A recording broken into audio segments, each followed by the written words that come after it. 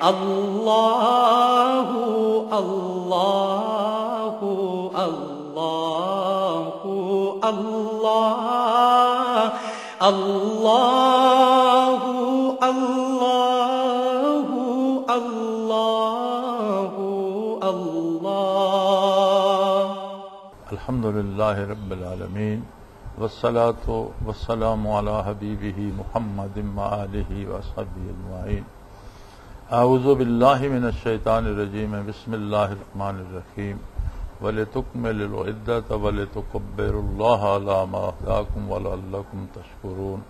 اللهم سبحانك لا علم لنا إلا ما علمتنا إنك أنت العليم الحكيم۔ مولاي صل وسلم دائما أبدا على حبيبك من زانت به الوصول۔ ارشاد باری تعالی ہے کہ جب رمضان کی گنتی پوری کر چکو، اللہ توفیق دے، اللہ نور ایمان دے، صحت اور سلامتی دے، اور رمضان المبارک اس کی اپنی شرائط اور قواعد کے ساتھ رکھنا نصیب ہو۔ رمضان المبارک چونکہ اللہ کی بے پناہ نعمتوں کا خزانہ ہے، جس میں بے حساب رحمتیں تقسیم ہوتی ہیں۔ حضور اکرم صلی اللہ علیہ وآلہ وسلم نے فرمایا اولہ رحمہ، اس کا پہلا عشرہ رحمت الہی کا ہے، بلکہ حدیث شریف میں ملتا ہے کہ آسمان دنیا پر سے آواز لگائی جاتی ہے رات کو کہ ہے کوئی جو بخشش کا طالب ہو، ہے کوئی جو اللہ کی رحمت کا متلاشی ہو، ہے کوئی جو آج کے دن اپنے دل کو پاک کرانا چاہتا ہو۔ تو کوئی بھی جو اس وقت متوجہ اللہ ہوتا ہے، اللہ کریم سب پہ بے پناہ رحمتیں نچھاور فرماتا ہے۔ دوسرا عشرہ بخشش کا ہے، اوسطہ مغفرہ، کہ اتنی رحمت عامہ سے بھی اگر کوئی کسی کا دامن نہیں بھرا، یا اس سے غفلت ہو گئی، یا وہ کسی وجہ سے محروم رہا، تو دوسرے عشرے میں مغفرت عام ہوتی ہے، اس کوتاہی کی بھی تلافی کر دی جاتی ہے اور رحمت عام کر دی جاتی ہے، اور بندوں کو بخشا جاتا ہے، شیطان قید کر دیے جاتے ہیں، جنتوں کے دروازے کھول دیے جاتے ہیں، رحمت عام ہوتی ہے۔ اور اگر کوئی اس میں بھی محروم رہا یا کسی کوتاہی کی وجہ سے مغفرت حاصل نہیں کر سکا، تو آخرہ اتکم من النار، او کما قال رسول اللہ صلی اللہ علیہ وسلم، تو آخری عشرہ دوزخ سے رہائی کا ہوتا ہے، اور بندوں کو رہائی کے پروانے عطا ہو جاتے ہیں۔ تو کبھی نہ کبھی کہیں نہ کہیں تو کوئی دامان رحمت کو تھام ہی لیتا ہے۔ ہوتا یہ ہے کہ ہم شروع سے لے کر آخر تک سارا رمضان روزے بھی رکھتے رہتے ہیں، نمازیں بھی پڑھتے رہتے ہیں، لیکن ایک مادی اور جسمانی ایک اتباع ہوتا ہے جس میں ہم اپنے جسم کو قید کر کے مسجد لے آتے ہیں اور وضو کیا، نماز پڑھی، دل ساتھ نہیں دیتا۔ دل میں وہی وساوس، دل میں وہی بے یقینی کی کیفیت، دل میں وہی گو مگو کیا ہوگا کیا نہیں ہوگا، یا دل میں وہی دنیا کی محبت، یا ایک اور عجیب بیماری ہوتی ہے کہ یہ قلب کے امراض بھی بڑے عجیب ہیں۔ ایک اور بیماری آ جاتی ہے کہ میں تو پورا مہینہ رمضان بھی رکھ رہا ہوں، ساری رات شب بیداری کرتا ہوں، میں نے اتنے رمضان شریف میں نے تو 30 ختم قرآن کر لیے۔ اب یہ ایک اپنی بڑائی کا ایک پہلو دل میں آنا شروع ہو جاتا ہے کہ اب لوگوں کو چاہیے کہ میرے ہاتھ چومیں، لوگوں کو چاہیے کہ میرا احترام کریں، میں بہت پارسا ہو گیا ہوں۔ اور یہ جرم اتنا بڑا جرم ہے کہ جس جرم کی پاداش میں شیطان ہمیشہ کے لیے مردود ہو گیا۔ شیطان کا کیا جرم تھا؟ بعض علماء لکھتے ہیں کہ لاکھوں سال پہلے جنات کو زمین پہ پیدا کیا گیا انسانوں سے، اور یہ جو ابلیس ہے اس کی عمر بڑی لمبی تھی، اور اس نے 5 لاکھ سال عبادت میں گزارے۔ بعض علماء کا قول یہ ہے کہ یہ 5 لاکھ سال یاد الہی میں اور سجدے میں مصروف رہا، اور اسے اللہ نے وہ عزت بخشی کہ اسے آسمانوں پر رہنے کی جگہ دی گئی، اسے فرشتوں کا حکمران مقرر کیا گیا اور ان کا انچارج بنایا گیا اور استاد مقرر کیا گیا، اور معلم الملکوت بعض علماء لکھتے ہیں فرشتوں کا استاد۔ بعض جگہ ملتا ہے کہ زمین پہ جن فساد کرتے اور جنوں میں کوئی نبی نہیں تھا، تو جب فساد بڑھتا تو اللہ کریم آسمان سے فرشتوں کو بھیجتے، وہ فسادیوں کو قتل کرتے، سزا دیتے، اصلاح کرتے، اور ایک دفعہ درست کر کے چلے جاتے۔ پھر آہستہ آہستہ رفتہ رفتہ پھر فساد بڑھ جاتا تو پھر انہیں آنا پڑتا۔ تو وہ جو آتی تھے فرشتے اصلاح کے لیے، ان کا سردار ہوا کرتا تھا۔ بہت اچھا شعر تھا کسی کا کہ فرشتوں کی فوج کے ساتھ کہے بر زمین بود کہاں بر فلک، کہ کبھی زمین پہ آتا پھر آسمان پہ واپس چلا جاتا جنوں کی اصلاح کرنے۔ تو اس کی اتنی عبادتیں تھیں، اسے آسمان پر رہائش دی گئی، لیکن جب حکم ہوا کہ آدم کو سجدہ کرو،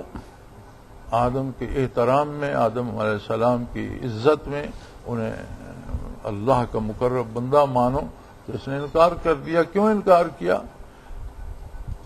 اس کی جو بنیادی وجہ خود شیطان کی زبان سے اللہ نے بیان فرمایا وہ یہ تھی کہ انا خیر منہ، میں اس سے اچھا ہوں۔ خلقتنی من نار وخلقتہ من طین، آپ نے اسے مٹی سے پیدا کیا، مٹی کو اوپر اچھالو تو بھی نیچے بیٹھ جاتی، اور آگ کو نیچے رکھنے کی کوشش کرو تو بھی اس کے شعلے بلند ہوتے ہیں۔ میں آگ سے پیدا ہوا، آپ نے مجھے آگ سے پیدا کیا، اسے خاک سے، میں اس کو سجدہ کیا، اور خیر منہ، میں اس سے بہتر ہوں۔ تو روزے رکھنے یا عبادات کرنے یا محنت کرنے یا اذکار کرنے یا تلاوت کرنے یا تسبیحات پڑھنے سے اگر دل میں ایک یہ بیماری ہے کہ دل میں یہ بات آ جاتی ہے کہ میں بہت پارسا ہو گیا ہوں، میں دوسروں سے بہت اچھا ہوں، اور یہ وہ جرم ہے جس جرم کی پاداش میں ابلیس شیطان بن گیا اور ہمیشہ کے لیے مردود ہو گیا، اور اللہ کریم ان حالات سے واقف ہوتے ہیں۔ اس بے نیاز کے اپنے کام ہیں، اس کی اپنی حکمتیں ہیں، اسے خبر تھی کہ شیطان بالآخر مردود ہوگا، لیکن جب تک اس سے جرم سرزد نہیں ہوا اسے اس کی سزا نہیں دی۔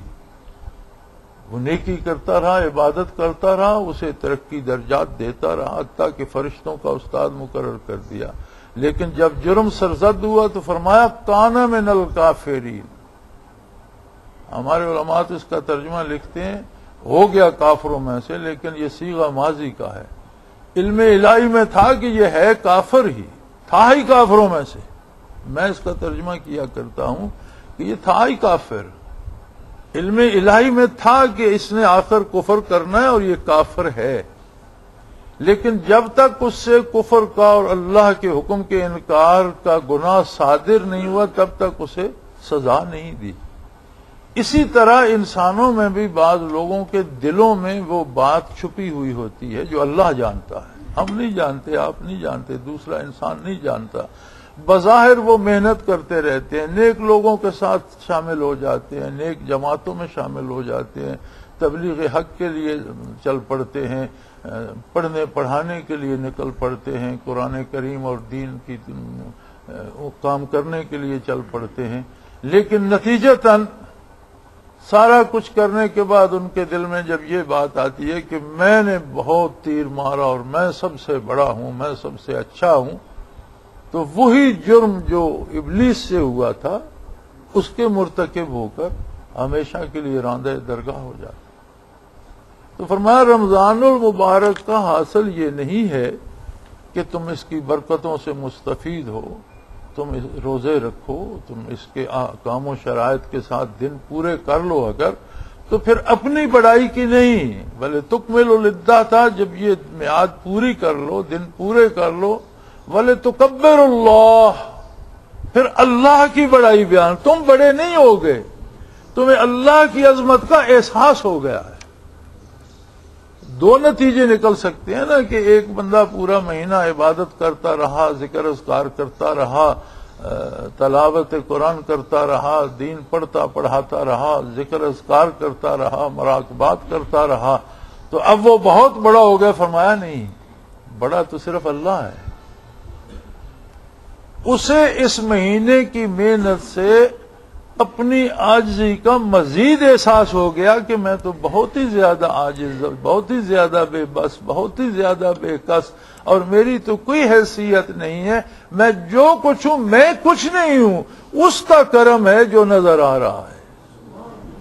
اگر میں اچھی بات کر رہا ہوں تو یہ بات میری نہیں ہے، یہ اس کا کرم ہے، اس میں بات میں کوئی خامی ہے تو وہ میری ہے، کوئی خوبی ہے تو وہ اس کی ہے۔ اگر میرا کردار بہتر ہو گیا اور اس میں جو بہتری ہے، جو بھلائی ہے، جو اچھائی ہے، وہ اس کی عطا ہے، اور اس میں جو خامی رہ گئی ہے وہ میری کمزوری ہے۔ یعنی یہ مہینہ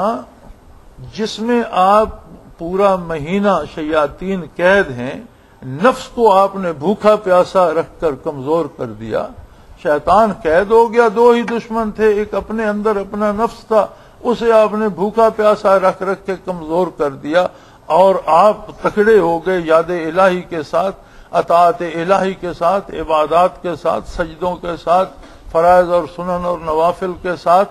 تسبیحات کے ساتھ، تلاوت کے ساتھ، آپ کے پاس تو بے شمار نعمتیں آ گئیں، پھر اس کے ساتھ اللہ کی طرف سے بخشش کے دروازے کھل گئے، تو ایک سنہری موقع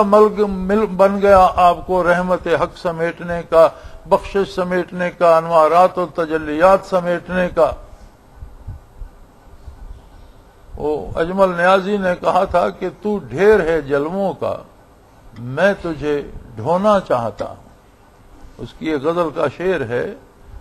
غالباً میں ہونا چاہتا ہوں، وہ ایک غزل ہے، تو اس کا ایک شعر ہے کہ تو ڈھیر ہے جلووں کا،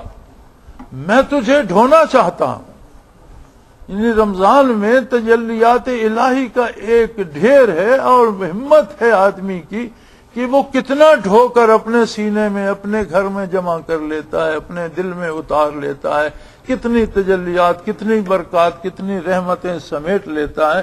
تو یہ سب سمیٹنے کے بعد ایک اثر وہ بھی ہو سکتا ہے کہ بندہ سمجھے میں تو لوگوں سے بہت اچھا ہو گیا، میں بڑا پارسا ہو گیا، اب دوسری مخلوق کو میرے ہاتھ چومنے چاہیے، میرے گھٹنوں کو ہاتھ لگانا چاہیے، میرے پاؤں پہ سجدے کرنے چاہیے، مجھے بہت بڑا اور مقدس ماننا چاہیے۔ فرمایا نہیں، یہ بات نہیں ہوئی،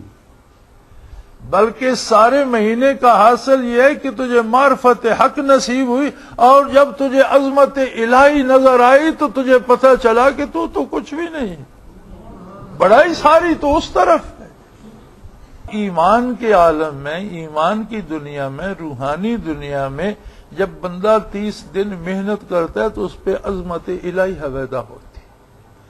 اللہ کی بڑائی کا احساس ہوتا ہے، اس کی کبریائی کا احساس ہوتا ہے، اور انسانی عقل تھک کر بیٹھ جاتی ہے کہ یہ کہاں کہاں روز رزق پہنچا رہا ہے، کہاں کہاں روشنیاں پہنچا رہا ہے، کہاں کہاں اس نے حیات پیدا کر رکھی ہے، کہاں کہاں سب کی دیکھ بھال کر رہا ہے، کتنا عظیم ہے، کتنا قادر ہے، کتنے خزانے ہیں اس کے، اور کتنی لازوال اور کتنی عظیم ذات ہے اس کے مقابلے میں۔ میں تو نہیں ہوں، میرا تو نہ ہونا برابر ہے۔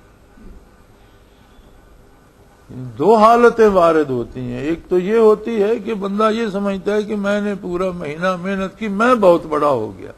لیکن حق یہ ہے کہ اسے عظمت الہی اور اللہ کی کبریائی اور اللہ کی بڑائی نظر آتی ہے، تو فرمایا والے تکمل العدۃ، جب دن پورے کا والا تو کبر اللہ، پھر اللہ کی بڑائی بیان۔ پھر اس کا مزہ یہ ہے کہ رمضان سے گزرو تو تم پر عظمت الہی کے دروازے کھل جائیں، تمہیں اللہ کی عظمت کا احسان ہو جائے، اور تمہارا دل مانے کہ اللہ اکبر،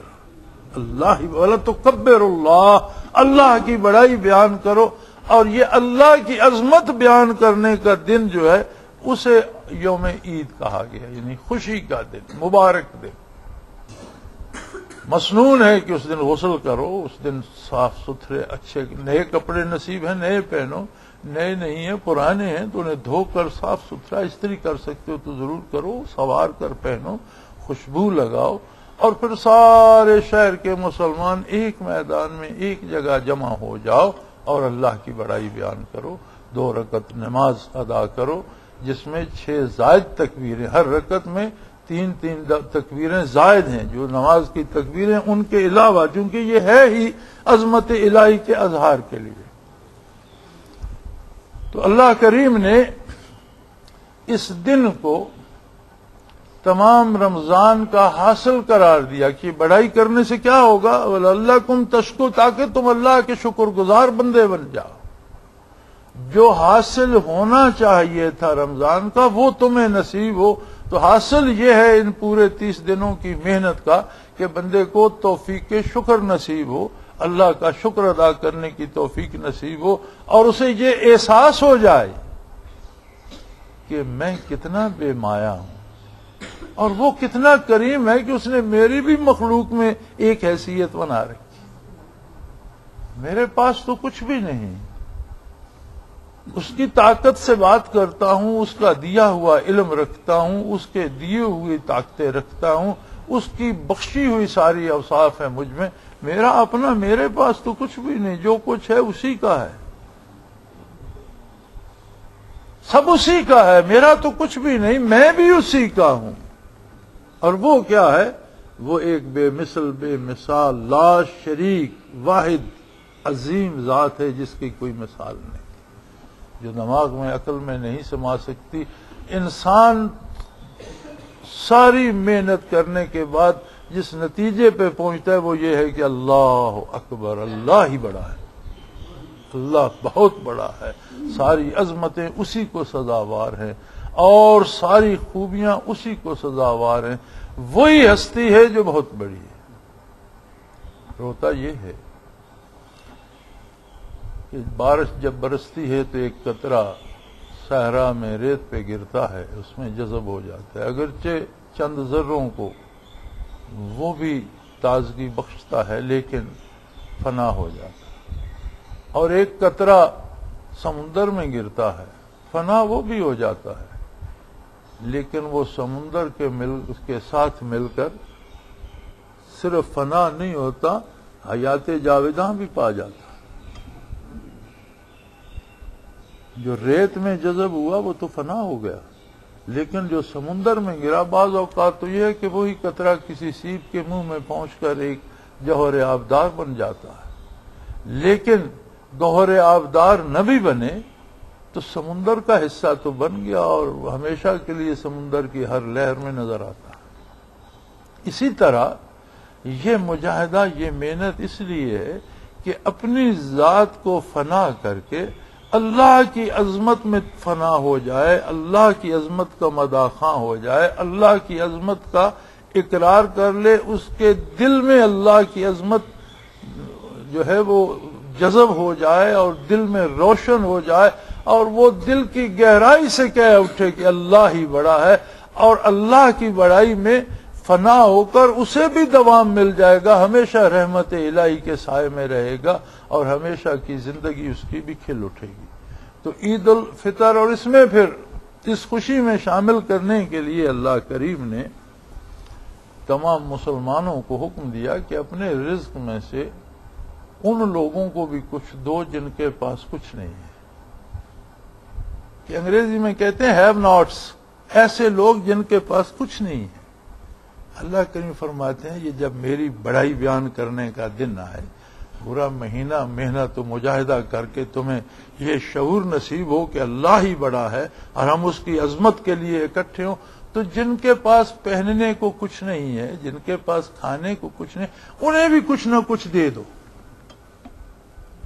جسے فطرانہ کہا گیا ہے، عید الفطر اسی لیے کہتے ہیں کہ اس پر فطرانے کی رقم ادا کر دی جاتی ہے جو تقریباً 2.25 سیر گندم ہوتی ہے، اور آج کے گندم کے بھاؤ کے حساب سے علماء نے بعض نے 30 روپے بتایا ہے، لیکن زیادہ صحیح ہے کہ 40 روپے دیے جائے۔ ہم نے خود گندم منگوائی ہے بیجنے کے لیے، تو وہ 1700 روپے کی آئی ہے 100 کلو، مطلب 17 روپے 1 کلو آیا ہے، تو 2.25 کلو 17 34 اور 6 40 تو میرے خیال میں بن ہی جائیں گے۔ تو 40 روپے ہر فرد کے، اگر رات کو بچہ پیدا ہوا اور آپ کے پاس دینے کی فرصت ہمت ہے، اگر آپ کے خود کے پاس کچھ نہیں تو پھر تو آپ یا بندہ لینے والوں میں ہے یا دینے والوں میں، خود کچھ نہیں ہے تو خود لینے والا ہے، اور اگر دینے والا ہے تو اس بچے کی طرف سے بھی فطرانہ دے کہ اسے بھی رمضان کے مبارک کے برکات جو ہیں ان میں سے حصہ مل جائے۔ تو وہ اکٹھا کر کے بہتر یہ ہے کہ عید الفطر سے پہلے مساکین کو پہنچا دیا جائے، تاکہ وہ بھی اللہ کی بڑائی کرنے کے لیے اس دن نماز عید کے لیے اس عید کے میدان میں جمع ہوں اور اللہ کی بڑائی بیان کریں۔ کوئی اپنے کپڑے صاف پہن لے گا، کوئی بچوں کے لیے کھانا بنا لے، وہ بھی ان کو بھی جن کے پاس کچھ نہیں ہے، جو ہے ناٹس ہیں، ان کو بھی عید کی خوشیوں میں شریک کر لو۔ اس لیے اسے عید الفطر کہا گیا کہ جس پر جن کے پاس کچھ نہیں ہے ان کو بھی کچھ نہ کچھ دیا جاتا ہے، تاکہ تمام مسلمان اللہ کی بڑائی بیان کرنے کے لیے، اللہ کا شکر ادا کرنے کے لیے اور خوشی منانے کے لیے اچھے اچھے کھانے پکائیں، اچھا لباس پہنیں، خوشبو لگائیں اور پوری عاجزی اور پوری تنومندی کے ساتھ یکجا جمع ہو کر عظمت الہی بیان کریں۔ اور اس کا حاصل یہ ہوگا کہ تم اللہ کے شکر گزار بندوں میں شامل کیے جاؤ گے، یعنی تمہاری محنت پھل لائے گی، تمہارا مجاہدہ اپنے ثمرات پائے گا، اور تم نے جو مہینہ بھر مشقت کی اس کا انعام یہ وصول کیا کہ تم اللہ کے شکر گزار بندوں میں شامل ہو گئے۔ فرمایا وَقَلِيلٌ مِّنْ عِبَادِيَ الشَّكُورُ، بڑے کم خوش نصیب ہوتے ہیں جو میرے شکر گزار بندوں میں شامل ہوتے ہیں۔ فرمایا میری مخلوق تو بے شمار ہے، اور کھانے والے اور مجھ سے نعمتیں حاصل کرنے والے تو بے شمار ہیں، لیکن ان نعمتوں کا شکر ادا کرنے والے ہمیشہ تھوڑے لوگ ہوتے ہیں۔ تو بندہ مومن رمضان المبارک کا کورس کر کے، روزہ رکھ کر، اللہ کی عبادت کر کے، تسبیحات پڑھ کے، تلاوت کر کے، دل میں برکات الہی کو سمیٹتا ہوا، ذکر اذکار کرتا ہوا، جب رمضان کے کمال پہ، خاتمے پہ، انجام پہ وَلَے تُکْمِلُوا الْعِدَّةَ، جب میعاد پوری ہو جاتی ہے، وَلَے تُکَبِّرُوا اللَّهَ عَلَىٰ مَا هَدَاكُمْ، تو اللہ کی بڑائی بیان کرو کہ وہی ہے جس نے تمہیں اس کی ہدایت دی، جس نے تمہیں رمضان بخشا، جس نے تمہیں توفیق ایمان بخشی، جس نے تمہیں رمضان کے فضائل سے آگاہ کیا، جس نے تمہیں رمضان میں برکات سمیٹنے کا شعور بخشا، طریقہ سکھایا اور خود ہی تمہیں سارا طریقہ تعلیم فرمایا، اور جب اس طریقے کو اختیار کرتے ہو تو خود ہی اس پر بے پناہ رحمتیں نچھاور کر دیں۔ وَلِتُكَبِّرُوا اللَّهَ عَلَىٰ مَا هَدَاكُمْ، اس بات پر اللہ کی بڑائی بیان کرو کہ اس نے تمہیں ہدایت دی، اس نے تمہیں دامان محمد الرسول اللہ تھامنے کی توفیق بخشی، اس نے رحمت للعالمین کو مبعوث فرما کر تمہارے لیے رحمتوں کے دروازے کھول دیے اور تمہیں ایمان لانے کی توفیق بخشی، تمہیں اپنی بارگاہ میں حاضری کی توفیق بخشی، تمہیں قبول فرمایا، اور تم بڑے نہیں ہو گئے، تمہیں اس کی بڑائی کا یقین ہو گیا۔ وَلِتُكَبِّرُوا اللَّهَ، اللہ کی بڑائی بیان کرو، عَلَىٰ مَا هَدَاكُمْ، اس بات پر کہ اس نے تمہیں ہدایت بخشی، وَلَعَلَّكُمْ تَشْكُرُونَ، اور تاکہ تم اللہ کے شکر گزار بندوں میں شامل کیے جاؤ۔ تو یہ اللہ کا انعام ہے، اللہ کی طرف سے وہ ثمرات ہیں، جیسا میں پہلے بھی عرض کر چکا ہوں کہ ہر عبادت کا ثواب ہمیں دنیا میں دیکھنا چاہیے، اپنا اپنا محاسبہ کرنا چاہیے۔ جیسا کہ روزے کے بارے حضور کا ارشاد ہے، من صوم رمضان ایمانا و احتسابا، یعنی روزہ کیسے رکھے، ایک تو نور یقین ہو، ایمان ہو، پھر احتساباً، غرض احتساب و محاسبہ ہو کہ روزہ سے پہلے میں کیا تھا، میں نے روزہ رکھا تو مجھ میں کیا تبدیلی، کیا مثبت تبدیلی آئی، میرے یقین، نور یقین میں کتنا اضافہ ہوا، میرے کردار میں کیا مثبت تبدیلی آئی، میری گفتار میں کیا تبدیلی آئی، میری سوچوں میں کیا تبدیلی آئی۔ تو فرمایا ایک روزہ بھی زندگی بھر کے گناہ معاف کرا، غفر لہ ما تقدم من ذنبہ، اس سے پہلے کے سارے گناہ اس ایک روزے سے معاف ہو جائے۔ اسی طرح ایک قیام جو ہے رمضان کی رات کا، من قام رمضان ایمانا و احتسابا غفر لہ ما تقدم من ذنبہ او کما قال رسول اللہ صلی اللہ علیہ وسلم، ایک رات کا قیام رمضان کا، لیکن ایمان، بنیاد تو ایمان ہے، نور یقین ہے، اور پھر اس کے ساتھ احتساب ہو، نقد وصول کرے، میں نے محنت کی، مجھے کیا ملا، اور اگر یہ دیکھتا ہے کہ کچھ نہیں ملا تو پھر یہ نہ سمجھے کہ اللہ ادھار کر رہا ہے، پھر یہ سمجھے کہ میں نے محنت نہیں کی، میں نے کام صحیح نہیں کیا، کام بگاڑ دیا۔ آپ ایک کاریگر کو لگاتے ہیں کہ یہ دیوار بنا دے، مرمت کر دے، تو وہ بجائے اسے مرمت کرنے کے شام کو آپ آتے ہیں تو کچھ اور گرائے بیٹھا ہوتا ہے، وہ جی میں بنا رہا تھا تو غلطی سے تھوڑا ادھر لگ گیا اور یہ ساتھ والی دیوار بھی گر گئی، آپ اسے کتنا انعام دیں گے؟ جو اسے مزدوری ملے گی جب ہم عبادت صحیح نہیں کرتے تو اس کا اجر بھی ہمیں ایسے ہی ملتا ہے، اور پھر ہم خود کو یہ تسلی دے لیتے ہیں کہ یہ تو ادھاری مزدوری ہے، آخرت میں ملے گا۔ بھئی جب یہاں نقد کچھ نہیں ملا، یہاں جہاں کام کیا کچھ نہیں ملا تو وہاں جا کر کیا ملے گا؟ وہاں بھی کچھ نہیں ملے گا۔ اس لیے حضور نے فرمایا احتساباً، محاسبہ کرو، دیکھو کہ میں نے روزہ رکھا، ایک روزے سے میرے مزاج میں، میری سوچوں میں، میرے کردار میں کیا تبدیلی آئی، اور 30 روزے یا 29 روزے یا پورا رمضان روزے رکھے، اعتکاف نصیب ہوا، لیلۃ القدر نصیب ہوئی، ذکر اذکار نصیب ہوئے، مراقبات نصیب ہوئے، تلاوت قرآن نصیب ہوئی، اور تسبیحات نصیب ہوئی، تو اس ساری محنت کا حاصل کیا ہے؟ وَلَتُكَبِّرُ اللَّهَ، تم پر اللہ کی عظمت عیاں ہو جائے، تم پر باب رحمت کھل جائے، اور تمہیں اللہ کی توحید پر یقین کامل ہو جائے، اور اس کی عظمت تم پہ حویدہ ہو جائے، اور تمہیں پتہ چل جائے وہ واحد لا شریک ہے، وہی بڑائی اسی کو سزاوار ہے۔ پھر سر میدان سارے جمع ہو کر، بن سنور کر، خوشبوئیں لگا کر اس بات کے ادا کرنے، اس کا اعلان کرنے کے لیے جمع ہو جاؤ کہ اللہ ہی سب سے بڑا ہے۔ لعلکم تشکرون، تاکہ تمہارا شمار اللہ کے شکر گزار بندوں میں کیا جائے۔ وآخر دعوانا ان الحمدللہ رب العالمین۔ اللہ اللہ اللہ اللہ اللہ اللہ